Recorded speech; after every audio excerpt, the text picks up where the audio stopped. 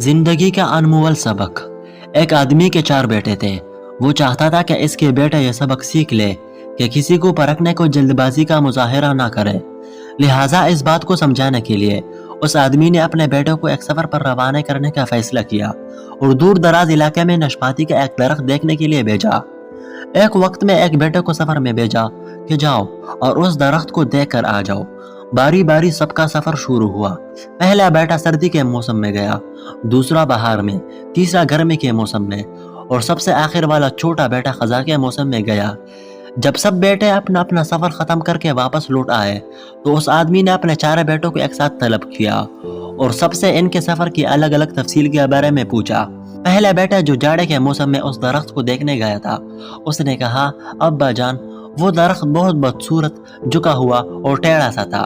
दूसरे बेटे ने कहा, ए वालिद मोहतरम, वो दरख्त तो हरा भरा था, हरे भरे पत्तों से भरा हुआ था। तीसरे बेटे ने इन दोनों भाइयों से इख्तिलाफ किया कि वो दरख्त तो फूलों से भरा हुआ था और यह कि इससे हसीन मंजर पहले कभी देखा ही नहीं था।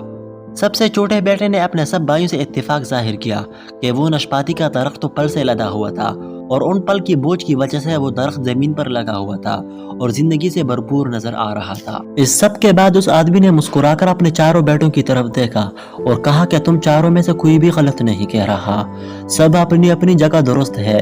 बेटे बाप का जवाब सुनकर बहुत हैरान हुए कि ऐसा किस तरह मुमकिन है।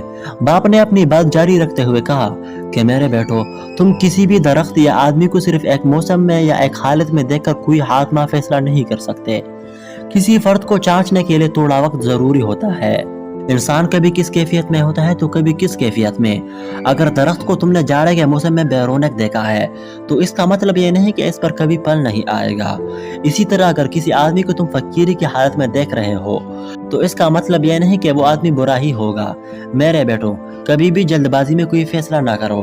किसी को इस वक्त समझा या परखा जा सकता है जब यह तमाम मौसम इसके ऊपर गुजर जाए। अगर तुम सर्दी के मौसम में ही अंदाजा लगाकर नतीजा अखज़ कर लोगे तो गर्मी की हरियाली, बहार की खूबसूरती और भरपूर जिंदगी से लुत्फ़ अंदोज़ होने से रह जाओगे।